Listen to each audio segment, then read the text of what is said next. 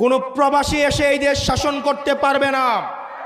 যে বাংলাদেশের রক্তের সাথে, বাংলাদেশের মাটির সাথে, পানির সাথে, জনগণের সাথে যার কোনো সম্পর্ক নাই, বাংলাদেশের জনগণের নীতি নির্ধারণীতে এই প্রবাসীদেরকে, এই বিদেশিদেরকে তাদেরকে কোনো জায়গা দেওয়া হবে না।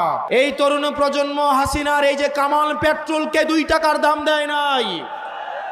এখন যদি কেউ মনে করে এই অপার যেই সম্ভাবনার তরুণ প্রজন্মকে আবার কামান দিয়ে, আবার পুলিশ দিয়ে, মিলিটারি দিয়ে, পেট্রোল দিয়ে আবার তাদেরকে দমন করা হবে, তাহলে তারা ইতিহাসের ভুল প্রান্তে তার অবস্থান নিচ্ছে। শোনো হে প্রশাসন,